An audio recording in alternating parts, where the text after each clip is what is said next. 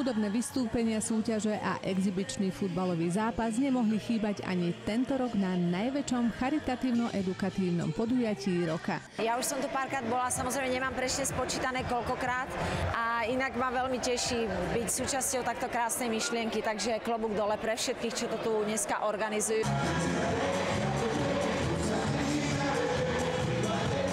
Vždy rád hovorím pri tejto akcii, že lepšie ako nadávať na tmu je skúsiť zapáliť aspoň malú sviečku a myslím, že sa nám to darí už niekoľko rokov. Když je to v podstatě československá jaksi záležitost, tak o to víc mne vyložene zaplesalo srdce. Ja som hlavne veľmi milo prekvapená, že vôbec nie som istá, či táto generácia ma pozná a poznajú ma a bolo to pekné a bol to zážitok.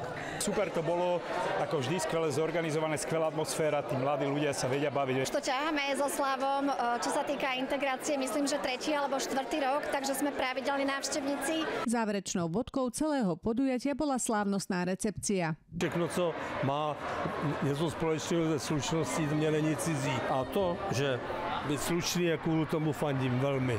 Je to úžasné, pretože tým deťom dávajú všetci účinkujúci najavo, že ich máme radi, že ich rešpektujeme. Budúci rok bude údajne Deň rešpektu ešte veľkolepejší, nakoľko ubehne presne 50 rokov od našeho najväčšieho futbalového úspechu. Československí futbalisti získali majstrov Európy, tak môžu sa pokúšať o taký benefičný zápas Československo versus výber Európy a pri tej príležitosti pozvať deti z Európskej únie.